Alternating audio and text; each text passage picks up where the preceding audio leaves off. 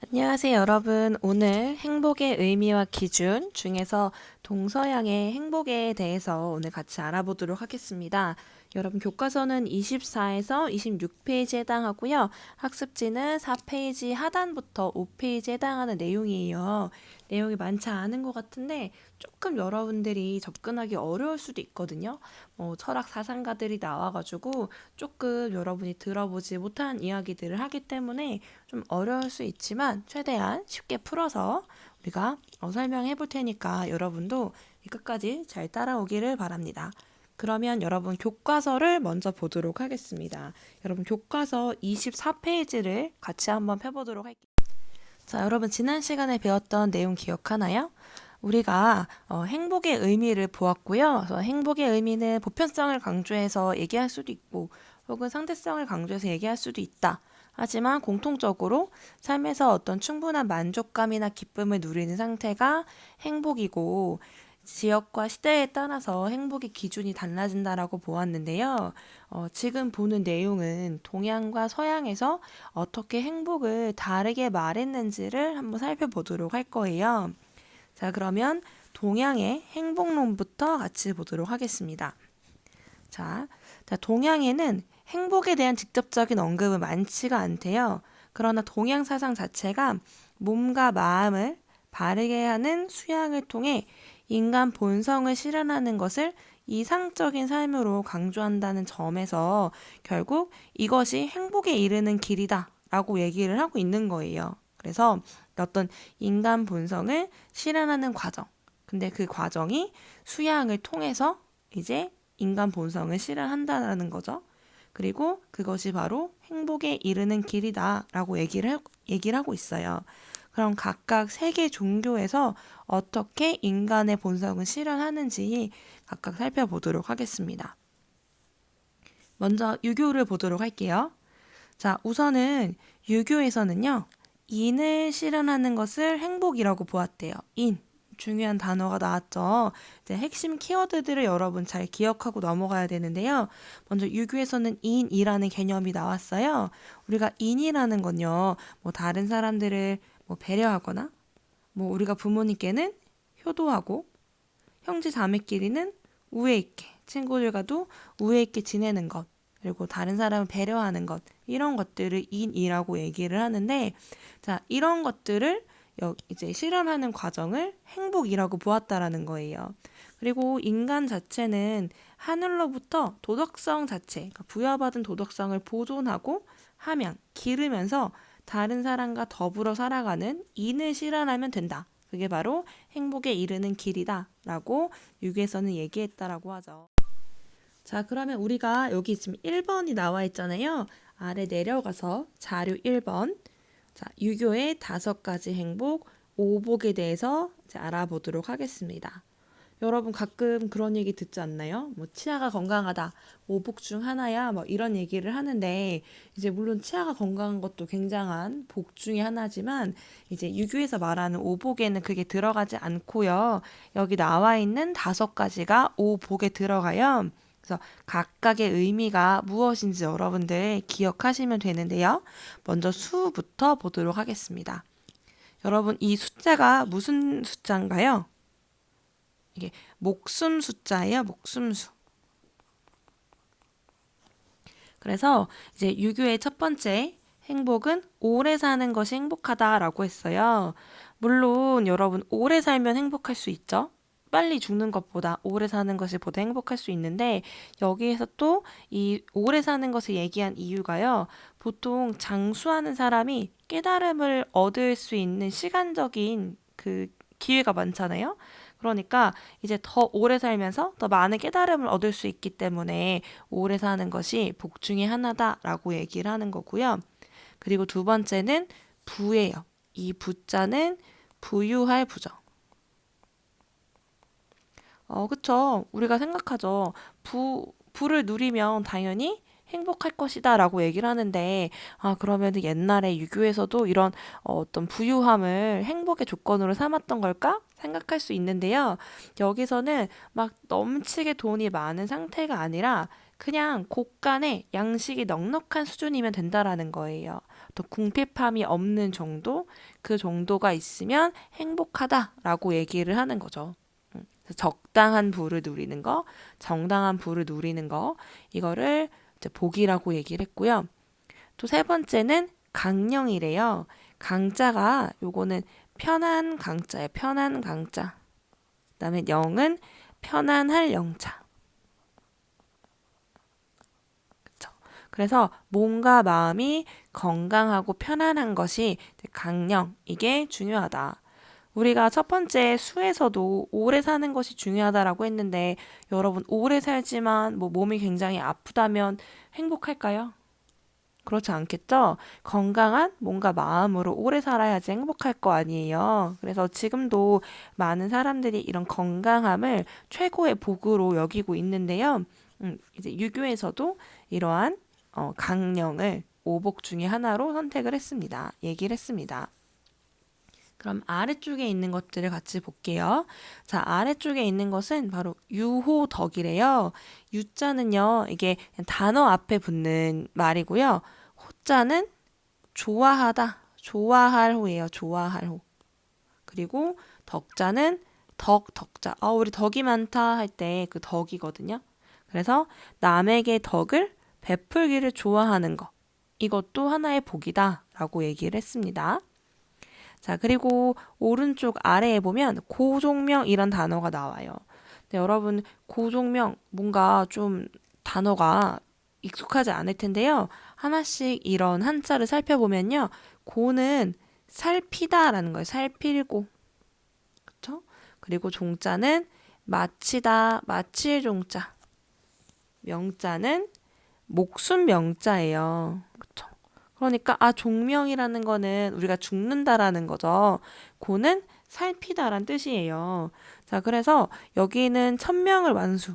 그러니까 자기에게 주어진 어떤 진리를 쌓는 것, 진리를 깨닫는 것, 이런 것들을 완수하고 편안히 이제 삶을 마감하는 것이 하나의 복이다라고 했는데요.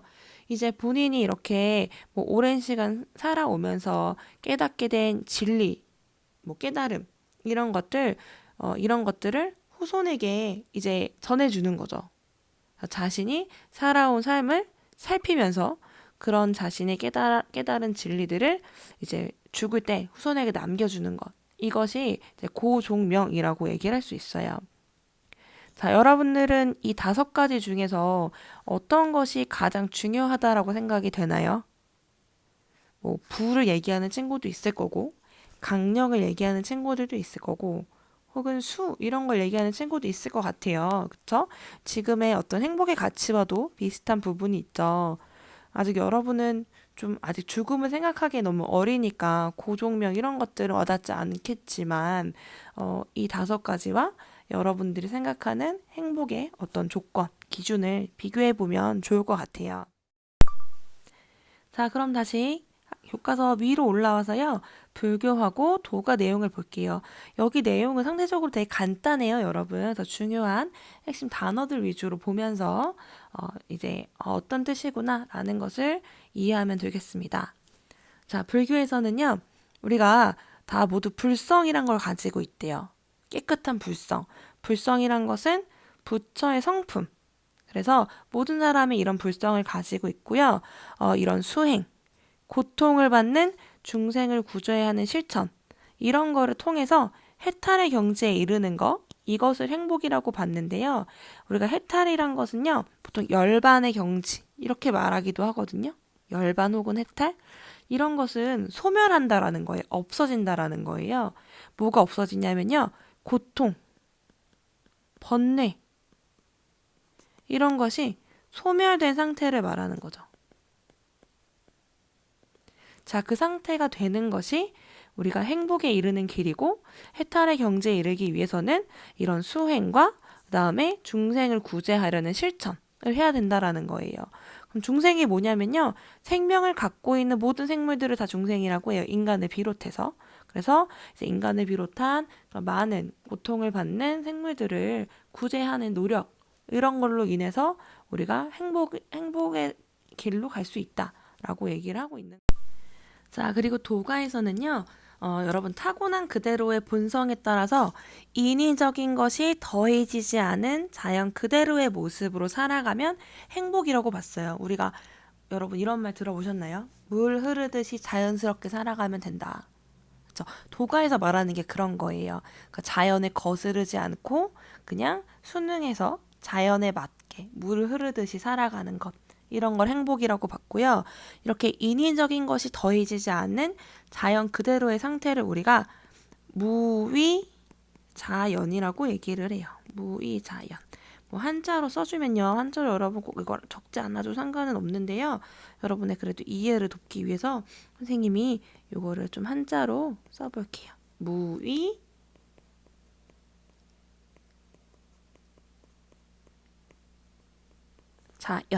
이렇게 써볼 수가 있죠. 그래서 무는 없을 무. 그다음에 위는 뭐 할 위. 그러니까 인위적이다 할 때 그 위예요. 할 위. 그다음에 여기는 뭐 스스로 자자. 그리고 그럴 연자. 여러분 자연 할 때 그 자연이에요. 그러니까 인위적인 것이 없는 자연 그대로. 말 그대로. 그래서 무위자연이라는 여러분 단어도 같이 기억해 두면 되겠죠? 이 상태가 바로 행복한 상태라고 얘기를 한 겁니다.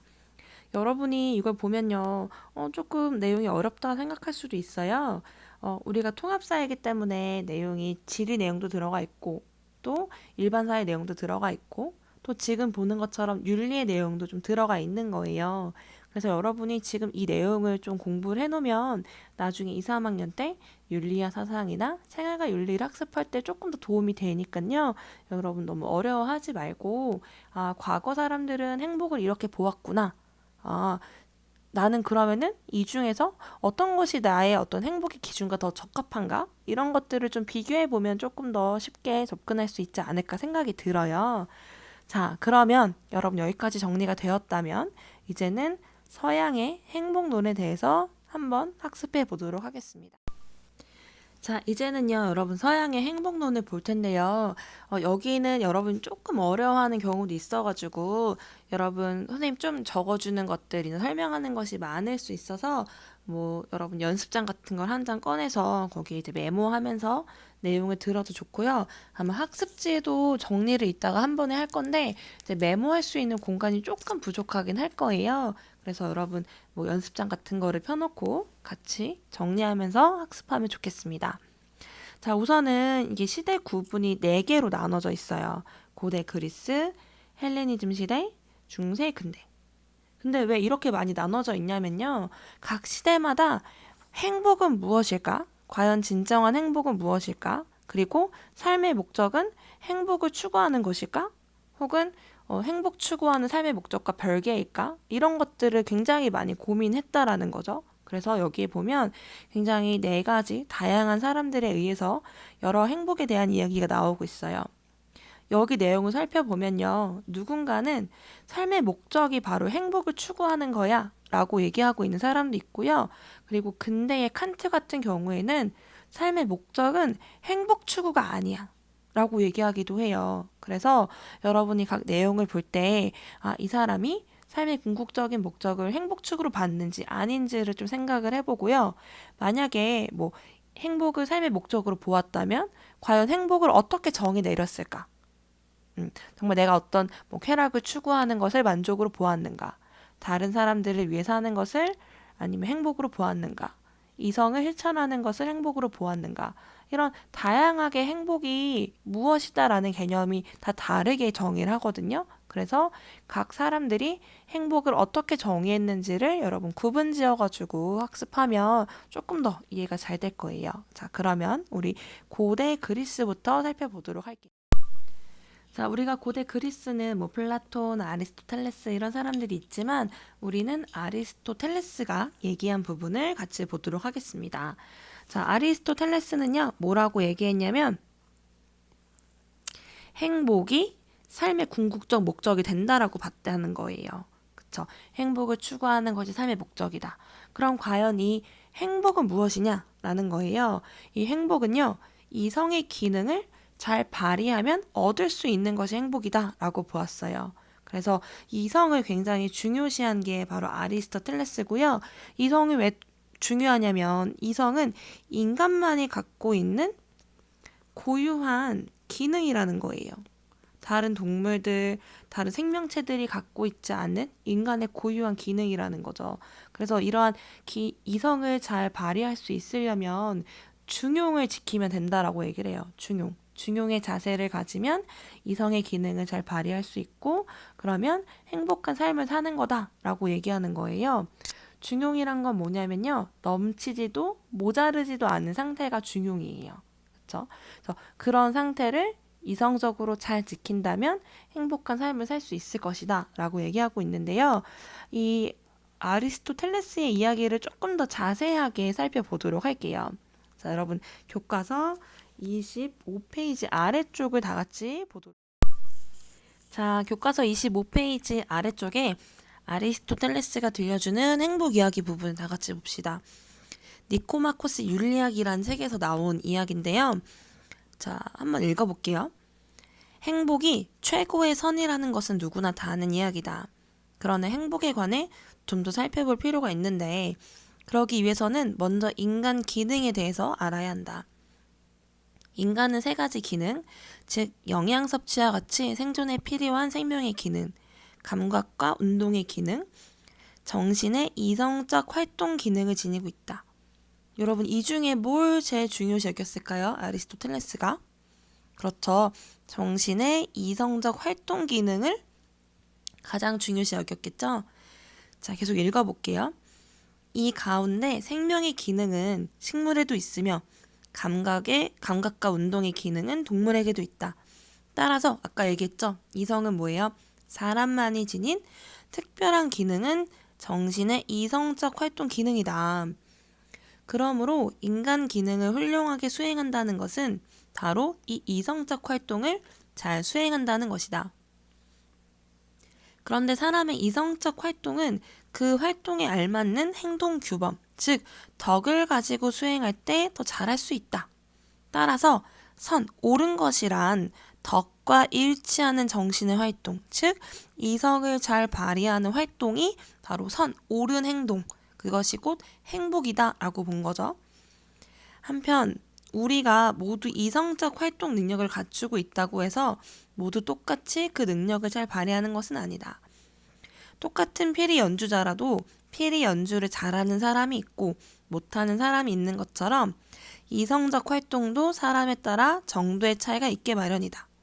그래서 참된 행복은 이 이성을 아주 잘 실현할 때 이루어진다. 이 이성을 아주 잘 실현하려면 아까 중용의 자세, 넘치지도 모자라지도 않는 중용의 자세를 가져야 한다라고 얘기를 했던 거죠. 그래서 이 아리스토텔레스는 행복을 이제 삶의 궁극적인 목적으로 보았고 이성의 기능을 잘 발휘할 때 달성할 수 있다. 이렇게 얘기를 했다고 했습니다. 자, 그럼 다시 위로 올라와서 이제는 헬레니즘 시대 이야기를 해보도록 하겠습니다. 자, 다음은 헬레니즘 시대인데요. 여러분이 헬레니즘 시대 자체를 역사를 좋아하는 친구들은 들어본 친구도 있을 거고요. 혹은 뭐 지금 기억이 잘 안 난다, 아예 처음 들어봤다 이런 친구도 있을 거예요. 그래서 헬레니즘 시대에 대해서 간략하게 선생님이 설명을 할게요. 근데 역사 시간이 아니기 때문에 자세하게는 뭐 설명을 못하고 이 시대적인 상황을 좀 여러분이 알아야지 이때 그런 행복에 대해서 주장한 사람들의 사상을 이해할 수 있으니까 간단하게 설명을 해보도록 하겠습니다. 헬레니즘 시대는요, 고대 그리스 이후의 시대라고 볼 수 있어요. 고대 그리스 이후에는요, 이 마케도니아의 알렉산드로스 대왕이라는 사람이 이란 사람이 이런 그리스 문명을 계승하면서 받아들이고 지금의 지중해 일대에 페르시아 제국이 있었는데 그런 페르시아 제국 전체를 지배했던 그런 시대가 바로 헬레니즘 시대였어요. 그래서 이제 앞에 있었던 고대 그리스 문명을 계승하면서 지중해 지역에 이러한 문화를 확산시켰던 시대가 바로 헬레니즘 시대라고 볼 수가 있습니다.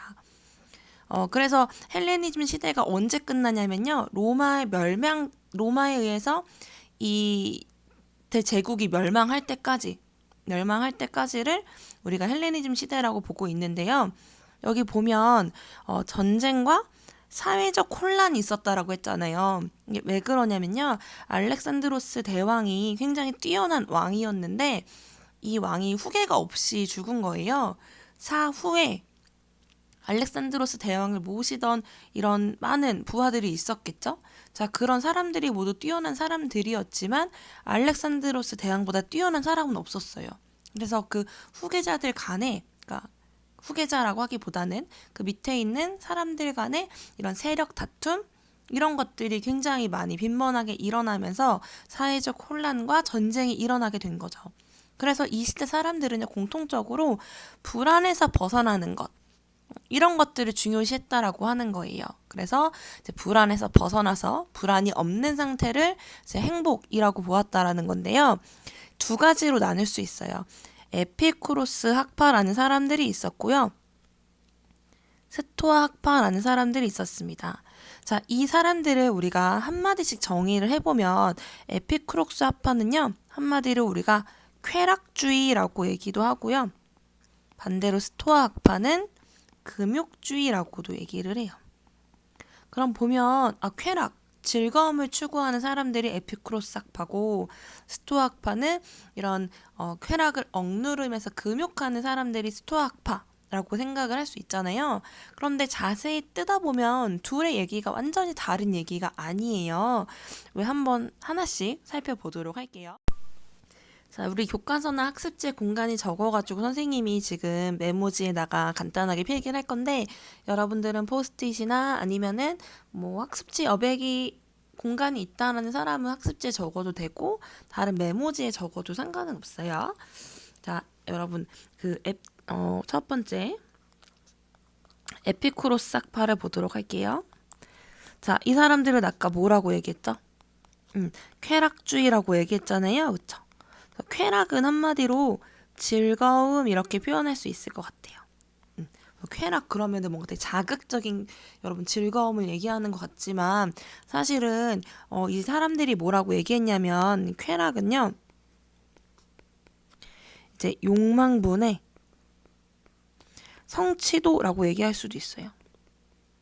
욕망분의 성취도.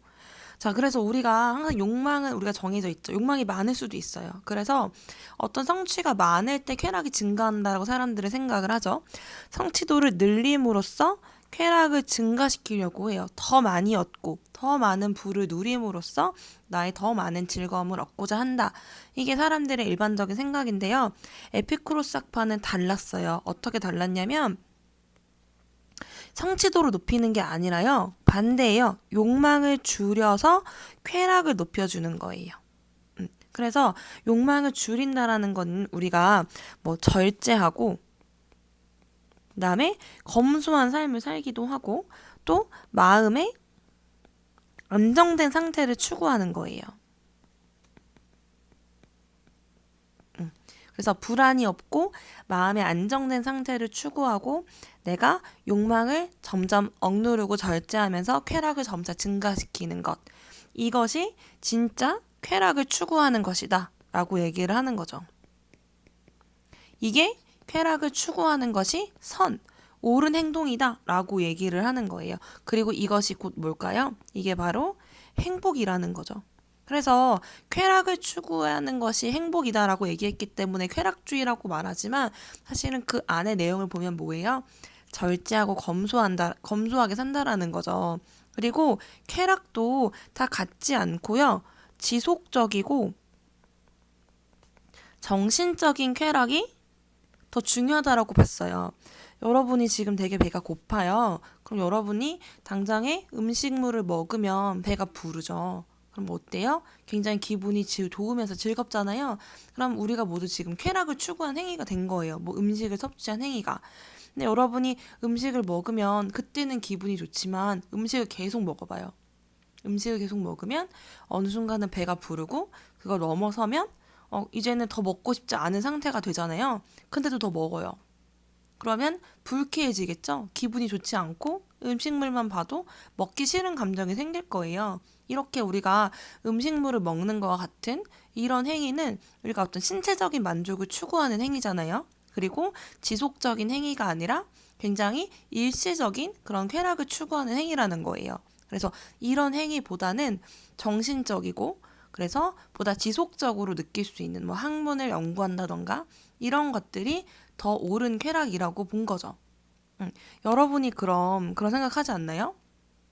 실제로 공부할 때 내가 공부할 때 너무 즐겁지가 않아. 내가 왜 이러고 살지?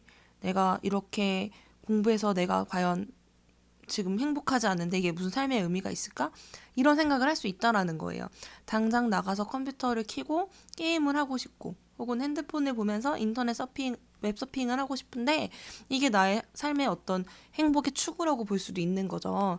근데 에피크로스 학파는 뭐예요? 그런 것들은 진정한 쾌락이 아니라는 거예요. 왜냐하면 지속적이지도 않고 정신적인 어떤 쾌락도 아니고 굉장히 일시적인 어떤 뭐 신체적인 만족을 추구하는 그런 쾌락이기 때문에 진정한 쾌락이라고 볼 수 없는 거죠. 그렇죠? 그래서 여러분들이 지금 되게 어려운 우리가 행복이 무엇이냐 이런 내용들을 공부하고 있는데 뒤에 나오면 더 어려운 얘기가 나오겠지만 계속 비교해 볼 수 있을 것 같아요. 정말 그럼 내가 삶에서 추구해야 되는 행복은 무엇인가? 이 학자들과 비교해 보는 게 의미가 있을 것 같아요. 이게 에피크로스 학파의 이야기였고요. 그 다음에 스토아 학파를 보도록 할게요. 스토아 학파. 자, 스토아 학파는요. 우리가 아까 금욕주의라고 얘기를 했잖아요. 금욕주의.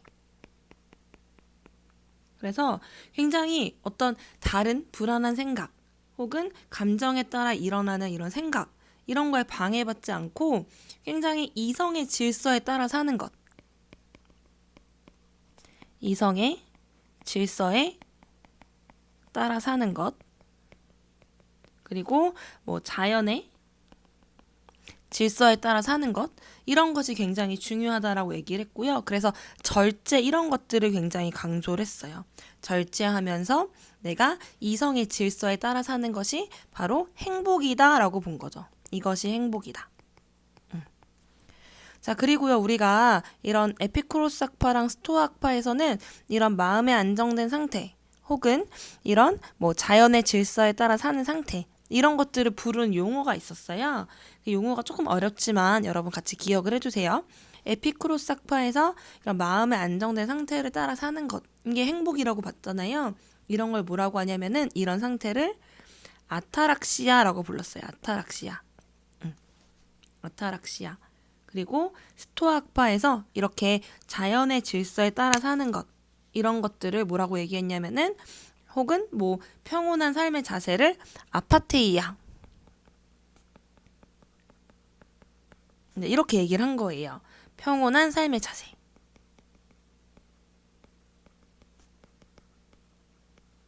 그래서 우리가 어떤 뭐 문제를 풀 때 지문에 아타락시아 혹은 아파테이아 이런 얘기가 나오면 아 이게 에피쿠로스 학파 얘기구나 스토아 학파 얘기구나 그리고 이게 헬레니즘 시대 이야기구나 라는 거 여러분이 같이 연결해가지고 기억할 수 있으면 되겠죠. 자 그러면 다시 교과서로 한번 와볼게요. 교과서 이 내용이 어떻게 정리되어 있는지 봅시다. 자 볼게요. 헬레니즘 시대 그쵸? 에피쿠로스 학파는 마음에 불안이 없는 평온한 삶을 행복이라고 했고 마음에 불안이 없는 이런 상태를 뭐라고 했다 그랬죠? 아타락시아라고 했다고 했죠? 그쵸? 그리고 쾌락주의지만 이 안에 보면 좀 우리가 어떤 그 소극적인 행복론이라고도 볼 수가 있어요. 행복을 추구하기 위해서 뭔가를 많이 얻으려 하고 막 노력해서 행복을 얻으려는 게 아니라 내가 절제하고 참음으로써 욕망을 줄여서 쾌락을 얻는, 행복을 얻는 거기 때문에 소극적인 행복론이라고 볼 수도 있습니다. 그리고 스토아 학파는 정념이라는 거는 감정에 따라 일어나는 억누르기 어려운 생각을 말하는데 이런 거에 방해받지 않고 초연한 태도로 자연의 질서에 따라 사는 것을 행복이라고 봤대요. 그래서 이렇게 이성의 질서에 따라 사는 것, 자연의 질서에 따라 사는 것 이런 것들을 이제 행복이라고 본 거라는 거죠. 그래서 이러한 평온한 삶의 자세를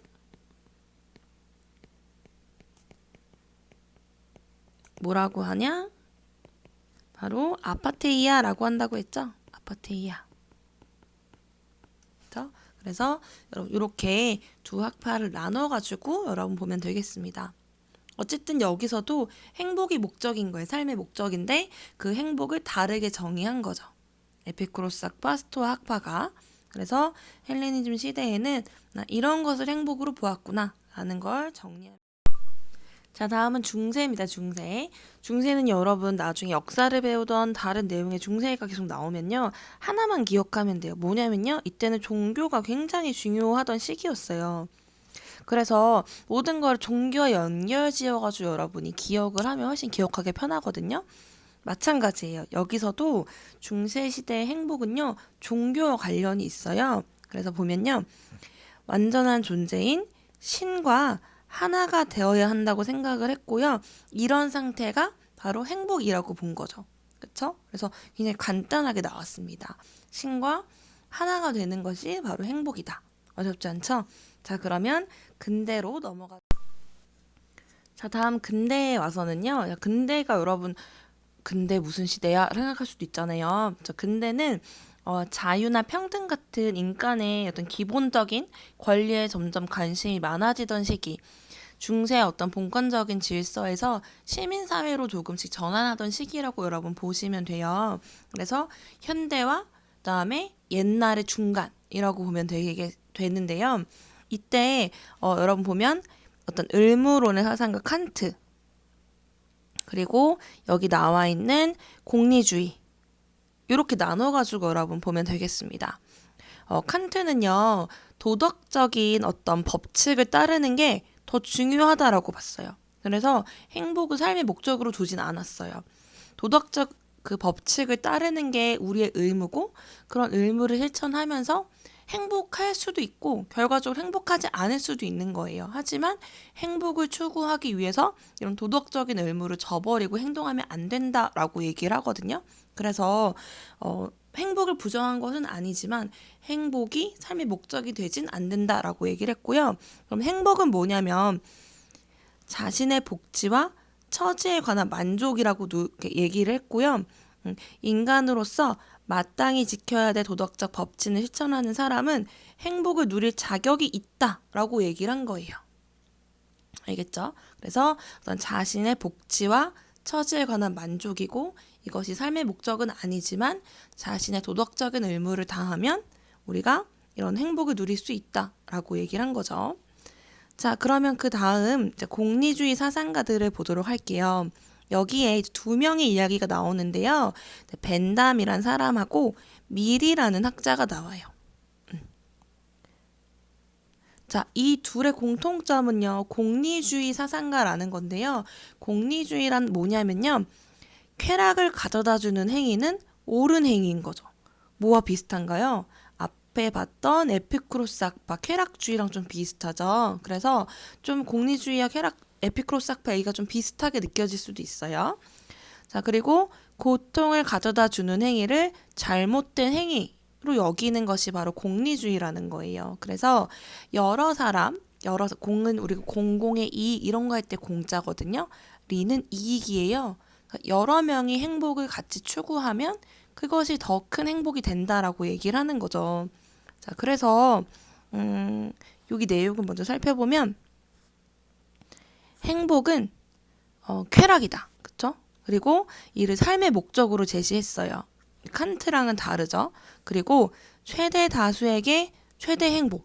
공리주의를 설명할 때 항상 이 얘기가 나와요. 그래서 이 벤담이 원래는 공리주의에서 먼저 등장을 했고 벤담의 영향을 받아서 이제 미리 등장을 하게 됐는데요. 벤담은요. 같은 공리주의더라도 양적 공리주의라고 얘기를 하고요. 우리가 밀은 질적 공리주의라고 얘기를 해요. 질적 공리주의. 자, 이 얘기는 뭐냐면요. 벤담은요. 이런 쾌락을 수치화할 수 있다고 생각을 했어요. 자신이 7가지 기준을 정해서 이제 쾌락은 플러스, 불쾌는 마이너스. 그래서 사람들이 쾌락을 느끼고 있는지 이런 것들을 수치화해가지고 많은 사람들이 이렇게 즐거움을 느끼고 있으면 그게 옳은 것이다. 그게 우리 사회가 추구해야 될 어떤 기준이 된다라고 얘기를 하는 거죠. 그래서 이제 벤담이 이런 그러니까 수치화된 양쪽의 어떤 쾌락을 얘기했다면요. 그 뒤에 나오는 밀은요. 이렇게 얘기를 해요. 우리가 정신적인 쾌락이랑 물질적인 쾌락이 과연 같을까? 이런 의문을 품게 되는 거예요. 같은 쾌락을 추구하는 사람이지만 그래서 밀 같은 경우에는 물질적 쾌락보다는 정신적 쾌락이 더 우선시한다라고 봤어요. 그래서 같은 쾌락이라도 질적으로 차이가 있으니까 더 질이 높은 쾌락을 추구해야 된다라고 얘기를 해서 둘을 구분해서 벤담은 양적 공리주의, 밀은 질적 공리주의라고 얘기를 하고 있는데 둘의 공통점은 뭐예요? 둘 다 쾌락을 가져다 주는 행위가 이제 옳은 행위이고 다수의 이런 쾌락을 가져다 주는 것이 옳다라고 얘기를 하고 있는 거죠. 이제 미리 질적 공리주의라고 얘기를 했잖아요. 그래서 이런 얘기를 했어요. 여러분 아마 들어본 적 있을 거예요. 배부른 돼지보다 배고픈 인간이 되는 것이 낫고 만족한 바보보다 불만족한 소크라테스가 되는 게 낫다. 이렇게 얘기를 하거든요. 그래서 즉 질적으로 배부른 돼지는 질이 낮은 쾌락인 거고요. 배고픈 인간은 더 질적으로 더 높은 위치의 쾌락인 거예요. 이렇게 쾌락을 이제 분류해 본 거죠. 분류를 한 거죠. 자, 그래서 이제 공리주의 사상가가 벤담과 밀이 각각 이렇게 쾌락을 전체 우리가 사회 전체의 쾌락을 추구하는 것, 사회 구성원들이 다수가 즐거움을 느끼는 것이 옳고 이것이 바로 행복이다라고 얘기를 했는데요. 여러분은 어떠세요? 이 중에 어떤 학자 입장이신가요? 선생님도 되게 이걸 보면서 이제 이 내용들을 여러분에게 설명하려고 내용을 조직하고 하면서 옛날 생각들이 많이 떠오르더라고요. 옛날에 선생님도 이제 한참 선생님이 되기 위해서 이제 공부를 열심히 했던 시기가 있는데 그때 되게 몇 년간을 공부만 하느라고 정말 친구도 안 만나고 그다음에 뭐 친구들 당연히 안 만나고 TV도 안 보고 인터넷도 안 하고 정말 정말 수도승이라고 하죠. 그런 삶처럼 살았던 적이 있는데 그럴 때마다 너무 괴로웠던 거는 내가 지금 너무 불행하다라는 거를 매일매일 느끼고 있었어요. 여러분도 아마 비슷하지 않을까요? 고등학교에 올라와서 여러 가지 중학교 때 누렸던 여러분의 즐거움들을 포기하고 지금 공부에 이제 막 매진하고 있는데 내가 이렇게 지금 행복하지 않는데 이게 뭐가 의미가 있을까? 이런 생각을 할 수가 있어요. 그런데 우리가 뭐 에피쿠로스 학파 얘기라든가 이런 사람들 생각을 해보면 여러분이 당장의 즐거움, 이런 쾌락과 미래의 나의 어떤 성취의 쾌락, 이 둘 중에 지금의 내가 쾌락을 포기하고 미래의 정신적이고 지속적인 쾌락을 위해서 지금 내가 공부를 하는 것이 더 옳다라고 생각하는 사람도 있을 수 있고요. 어떤 사람은 아니다. 우리가 어떤 정신적인 것보다 내 지금 물질적인 것이 더 쾌락을 추구하는 것이 중요하고 미래 언제 찾아올지 모르는 쾌락을 위해서 현재 쾌락을 포기하는 것이 옳지 않다라고 생각하는 사람도 있을 수 있어요. 자, 이런 여러분이 어떤 가치관을 갖고 있느냐에 따라서 현재 행동이 달라질 수 있는 거죠. 그래서 여러분들이 이 내용을 그냥 막 외우면서 막 뭐가 뭐구나라고 생각하는 것보다 직접 생각해 봤으면 좋겠어요. 여러분 각자 삶에서. 여러분은 지금 행복한지, 그리고 여러분이 생각하는 진짜 행복은 뭔지, 이런 것들을 고민해 보면 좋겠습니다. 자, 우리가 교과서 한 장 넘겨가지고 26페이지를 볼 건데요. 이 내용을 읽으면 선생님이 아까 했던 이야기가 더 와닿을 수 있어요. 방금 우리가 앞에서 사상가들의 이야기들을 봤는데, 우리가 그냥 흔히 말하죠. 너 행복하니? 저 행복해요. 뭐 이런 얘기를 하는데, 이 행복도 여러분 철학적인 어떤 밑받침이 있으면 좀 더 깊게 사유할 수가 있거든요. 그래서 우리가 철학이 삶의 무기가 된다라고 해요. 이런 책 제목도 있었어요. 뭐 철학이 어떻게 삶의 무기가 되는가. 뭐 이런 책도 있었는데 막 베스트셀러로 인기도 얻고 했었는데요. 진짜 어떤 철학적 사유를 하면 삶의 깊이가 훨씬 깊어지고 생각의 깊이도 훨씬 깊어질 수 있다는 거예요. 단순히 내가 그냥 행복한가를 떠올릴 수도 있지만 과거에 정말 학식이 높고 이런 거에 대해서 오래 일평생을 연구한 사람들의 이야기를 들으면서 스스로 더 이 문제에 깊게 고민해 볼 수 있다라는 거죠. 자, 그래서 우리가 이렇게 계속 행복에 대해서 본 이유는 뭐냐면요. 여러분이 삶의 목적으로 어떤 행복을 추구할 것인가를 지금 스스로 고민해 보라는 거예요. 한번 교과서를 읽어볼게요. 행복의 의미와 기준은 시대나 지역마다 다를 수 있다. 하지만 행복에 관한 사상은 대부분 행복을 그 자체로 가치 있는 삶의 진정한 목적이라고 보는 점에서 공통적이다. 그쵸? 우리가 뭐 앞에 칸트를 제외하고 행복을 그 자체의 가치 있는 삶의 진정한 목적으로 보았죠. 즉, 우리는 살아가면서 다양한 목적을 추구할 수 있지만 결국에는 행복하게 살고자 노력한다. 삶의 목적으로서의 행복은 단지 하나의 사건을 통해 느껴지는 일시적이고 감각적인 즐거움이라기보다 비교적 장기간에 걸쳐 자신의 삶 전체를 통해 느끼는 지속적이고 정신적인 즐거움이어야 한다. 이런 얘기를 한 게 아까 헬레니즘 시대의 에피쿠로스 학파 이런 얘기를 했던 거죠. 혹은 스토아 학파 이야기이기도 하고요. 또 어떠한 삶이 행복한가라는 질문에 관한 답변에 따라 한 사람의 삶뿐만 아니라 개인이 모인 공동체나 사회 모습까지 달라질 수 있다. 그렇죠. 우리가 공리주의에서는 우리 사회가 전체 다수의 행복을 추구해야 된다라고 얘기했지만 그럴 때 이 행복을 어떻게 정의하느냐에 따라서 그 사회 전체의 모습이 달라질 수 있다라는 거예요. 양적인 어떤 쾌락을 추구할 것인가? 혹은 질적인 쾌락을 추구하는 것인가? 혹은 또 질적인 쾌락이라고 했을 때 어떤 것이 더 질적으로 우수한가에 대한 사람들의 생각이 다를 수 있죠. 자, 이걸 어떻게 정의하느냐에 따라서 사회의 어떤 모습 자체도 달라질 수 있다라는 거예요. 그래서 행복의 기준을 잘 살피고 소중히 여기며 진정한 행복에 도달하고자 노력해야 한다. 삶의 목적으로서 행복을 추구할 때 고려해야 될 점은 다음과 같은 것들이 있다. 그래서 여러분이 행복을 추구하고자 하는 행위들이 여기에 맞는지를 고려를 해봐야 돼요. 우리가 흔히 그런 얘기 하잖아요. 기차 안에서 내가 노래 막 부르고 싶어서 내 행복을 추구하기 위해서 노래를 막 불러요. 그러면 이 행복이 과연 옳은 행복인 것인가? 이런 것들을 고민할 수 있어요. 그래서 선생님이 이제 막 사회 수업 하다 보면 뭐 기본권 같은 거 얘기하잖아요. 특히 우리나라 헌법에 보면은 행복 추구권이라는 게 있어요. 그러면 친구들이 지금은 우리 학교 같은 경우는 핸드폰을 따로 걷지 않지만 다른 뭐 학교나 중학교에서 그런 걸 막 물어봐요. 선생님, 핸드폰을 걷는 행위는 학생들의 행복 추구권을 침해하는 거 아닌가요?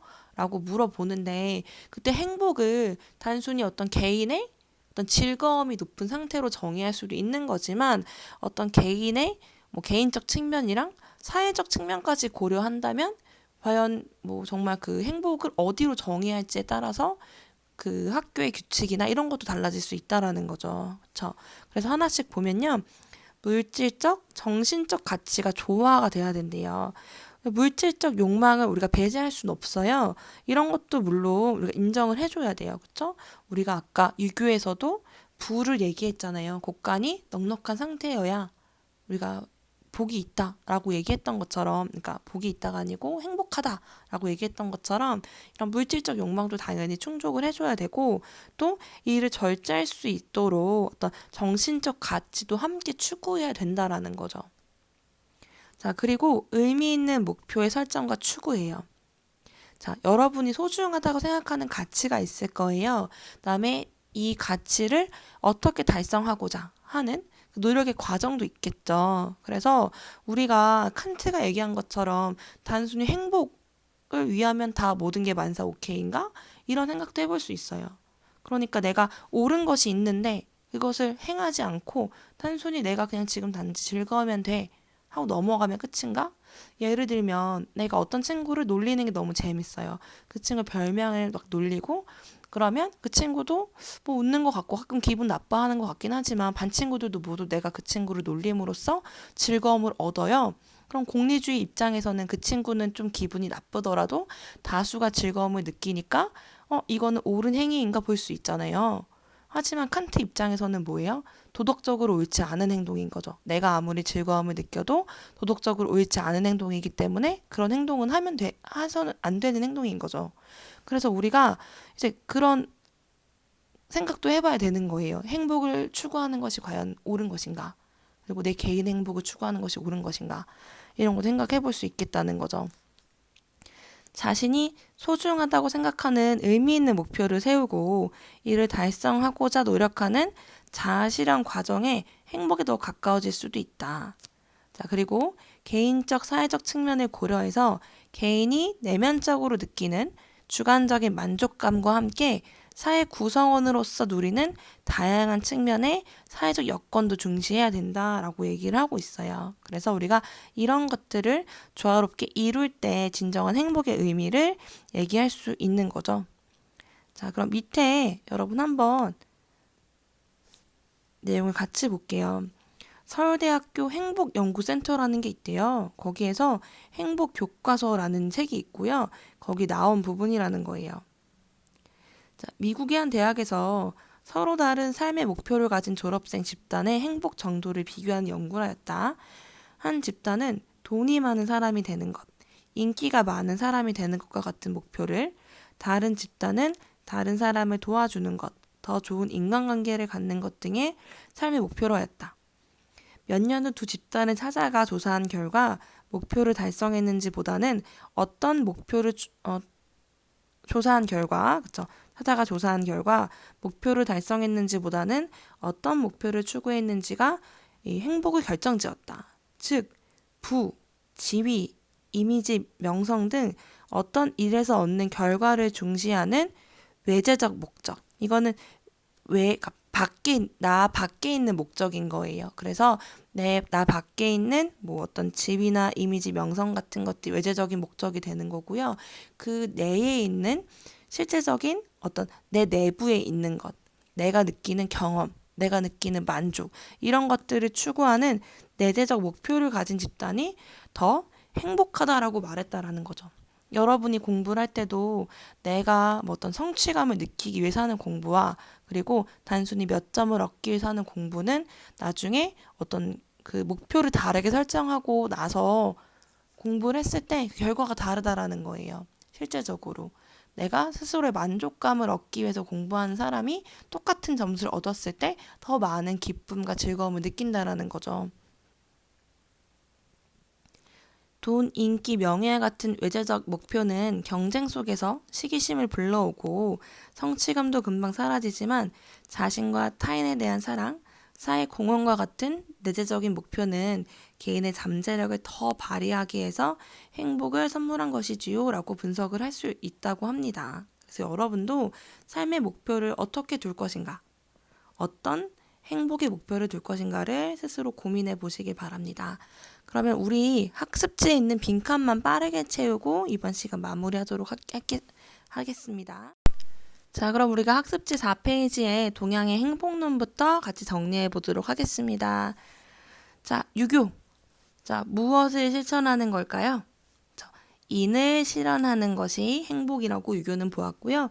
불교는 무슨 경지에 이르는 것? 그렇죠? 해탈의 경지에 이르는 것. 이걸 행복이라고 보았습니다. 그다음에 도가에서는 자연 그대로의 모습으로 살아가는 것. 이걸 뭐라고 했어요? 무위 자연이라고 했죠. 그쵸? 다음은 서양을 보도록 할게요. 서양, 그쵸? 아리스토텔레스가 얘기했습니다. 행복은 삶의 궁극적 목적으로 이성의 기능을 잘 발휘할 때 달성되는 것이다 라고 얘기를 했어요. 자, 그래서 이제 아리스토텔레스가 이렇게 얘기를 했대요. 행복이 과연 무엇인지를 보다 더 명백히 탐구해야 한다. 아마도 이것을 위해서는 우리가 인간의 고유한 기능을 파악하면 된다. 그것이 바로 뭐였어요? 그쵸? 바로 이성이다. 이성적 사고. 그쵸? 그래서 이게 사유 기능을 탁월하게 발휘하는 것. 그게 바로 이성적 사고다. 그래서 섹스피어 4대 비극에 나온 사람들은 이런 이성적 사고를 잘 발휘하지 못했기 때문에 이런 비극을 맞이하게 된다라고 얘기를 했어요. 그래서 이 섹스피어를 보면 인간이 잘못된 방법이나 가치관으로 인해서 스스로 파멸하는 것을 비극으로 그리고 있는 거죠. 여기 보면 햄릿, 그다음에 맥베스 이런 소설의 비극의 내용을 보면은 이제 스스로 뭐 살인이라는 방법으로 복수를 해서 소중한 사람들을 잃고 자기 자신도 죽게 되는 햄릿, 그리고 마녀의 말에 현혹되어 왕이 되겠다고 탐욕을 부리며 많은 사람을 죽이다 결국 파멸을 맺게 되는 맥베스, 이런 사람들은 다 이성을 제대로 발휘하지 못했기 때문에 이런 비극을 맞이하게 된 거라는 거죠. 그래서 이성적 사고를 발휘하는 습성이 습관화돼서 지나치거나 모자람이 없는 것의 중용이라고 얘기했고, 이런 중용의 덕을 실천할 때 인간은 비로소 행복해질 수 있다, 이렇게 얘기했다고 했어요. 자, 그리고 헬레니즘 시대에 에피쿠로스 학파랑 스토아 학파가 있다. 그래서 에피쿠로스 학파는 쾌락주의지만 진짜 쾌락을 막 어떤 즐거움을 막 절제하지 못하고 추구하는 게 아니라 오히려 절제되고, 그다음에 검소한 삶을 사는 것, 그래서 이런 불안을 없애고 안정된 삶을 사는 것, 이것이 쾌락을 누리는 방법이라고 얘기를 했고요. 그리고 스토아 학파는 이런 어떤 다른 우리의 어떤 감정에 따라 일어나는 생각, 이런 정념에 방해받지 않는 초연한 태도로 자연의 질서에 따라 사는 것. 그래서 이런 초연한 태도로 자연의 질서에 따라 사는 것을 우리가 아파테이아, 이렇게 얘기를 했었던 거죠. 그리고 여기 마음의 불안이 없는 평온한 삶을 우리가 아타락시아, 이렇게 얘기를 했었습니다. 자, 그리고 중세에 오면은 신과 하나 되는 것, 이게 우리가 어떤 행복을 달성하는 길이다, 이렇게 얘기를 했었고요. 그리고 근대 넘어오면 칸트는 이제 도덕 법칙을 실천하는 사람은 행복을 누릴 자격이 있다. 그렇죠? 그래서 자신의 복지와 처지에 만족하는 것, 이게 행복이다, 이렇게 얘기했다고 했고요. 공리주의 벤담과 밀이 있었고요. 이제 공리주의 기본 생각은 행복은 쾌락이고 삶의 목적은 다수에게 최대 행복을 주는 것이라고 얘기했죠. 그런데 벤담은 양적인 행복을 추구했고 밀은 질적인 행복을 추구했다. 이렇게 여러분 그런 쾌락을 추구했다라고 구분해서 보면 된다라고 얘기를 했었습니다. 그리고 우리 마지막, 그럼 삶의 목적으로서 어떤 행복을 추구해야 할까? 그쵸? 자, 물질적 부의 축적, 학업 성취, 자, 명예, 이런 것들은 삶의 궁극적인 목적을 위한 행복을 위한 수단이 되는 것이지 이 자체가 사실은 목적이 될 수는 없다라는 거예요. 그렇죠? 이런 걸 목적으로 두면 나중에 그걸 달성했을 때 굉장히 허무해지는 거죠. 그 뒤에 삶의 목적이 없어지게 되는 거죠. 그래서 우리가 가끔 막 유명한 연예인들도 나와서 그런 얘기를 하잖아요. 본인이 지금 어떤 그 돈도 많이 얻었고 인기도 많이 얻어서 어떤 삶의 목적을 가지고 살아야 될지 모르겠다. 갑자기 되게 허무해졌다. 이런 얘기를 하는 경우들이 있는데, 왜냐하면 삶의 목적이 돈을 많이 얻는 것, 인기를 많이 얻는 것이기 때문에 그렇겠죠. 그러니까 그런 것을 달성했을 때 뭘 추구해야 될지 갑자기 방향을 상실하는 거예요. 그러니까 사실 이것들은 정말 행복을 위한 수단인 거지 이것이 목적이 되면 안 된다라는 거죠. 그래서 여러분 스스로 사실 성찰을 꾸준히 해야 돼요.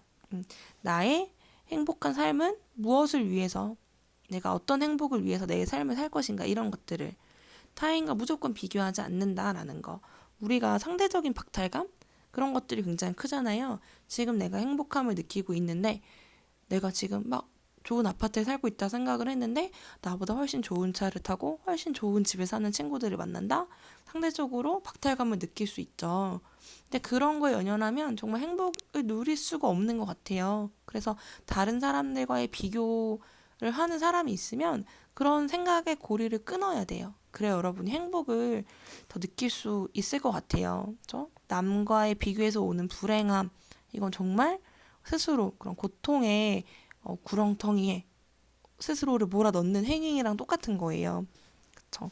그래서 다른과의 그런 비교를 막 그렇게 많이 하지 않는다. 그리고 일시적이고 감각적인 만족이나 즐거움 이런 게 아니고, 그다음에 단기적인 성취 이런 게 아니라 어떤 본질적인 것, 진정한 행복은 좀 더 장기간인 것이고 좀 정신적인 것이다 라는 것도 우리가 이제 생각을 해볼 수 있겠죠. 그래서 여러분들이 적극적이고 긍정적인 자세를 가지고 좋은 습관을 가지자. 물질적, 정신적 가치를 조화시키고 또 의미 있는 목표를 설정하자. 내가 스스로 내가 원하는 것이 무엇인지를 스스로 깨닫고 그것을 달성해 나가는 과정. 그런 것들. 사회에서 내가 해야 될 의미가 무엇인가, 이런 것들을 깨닫는 것. 그게 되게 중요하다라는 거죠. 선생님이 요즘에 그 TV는 아니지만 그 넷플릭스라는 프로그램에서 넷플릭스에서 되게 즐겨보는 프로그램이 있는데 자동차 막 경주하는 프로그램 다큐멘터리를 되게 즐겨보고 있거든 최근에. 근데 거기에서 어떤 선수가 나왔는데 그 선수가 7년 연속 우승을 한 거예요. 근데 정말 이 우승을 하기가 너무너무 어려운 스포츠, 자동차 경주 스포츠에서 7년의 우승이란 거는 지금 역사적으로 가장 장기간의 우승을 한 사람인데 이 사람이 연봉이 막 거의 600억이 되더라고요. 1년 연봉이요. 여러분 상상이 가시나요? 그런데 이제 그 사람이 그런 얘기를 해요. 이제 유명세도 많이 얻었고 돈도 원하는 만큼 벌었잖아요.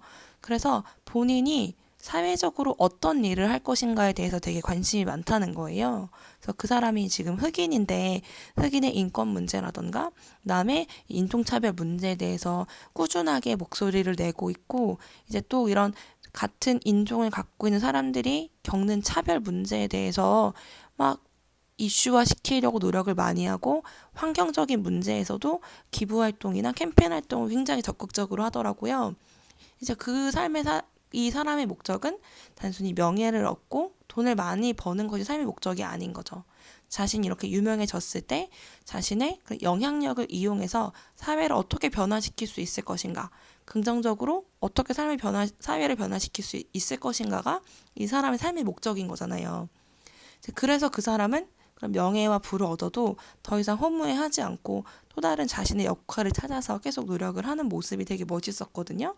그래서 여러분들도 좀 삶의 목표를 너무 물질적 이런 거에 두지 않았으면 좋겠어요. 알겠죠? 그래서 스스로 진정한 행복이 뭔지를 고민해 보는 시간을 갖고요. 학습지 5쪽 아래에 있는 나에게 행복이란 뭘까를 고민하면서 한번 작성해 보기를 바래요. 일상의 소소함에서도 행복을 느낄 수도 있고 혹은 어떤 더 큰 사회의 어떤 변화 이런 거에서도 여러분 행복을 느낄 수도 있잖아요. 그래서 행복의 의미를 다각도로 고민해 보시기 바랍니다. 오늘 선생님이 다른 얘기 엄청 많이 해서 강의가 길어졌는데 여러분 듣느라 너무 고생 많이 했고요. 우리 다음 주에는 꼭 얼굴 보고 만나길 바래요. 여러분 다음 주에 만나요.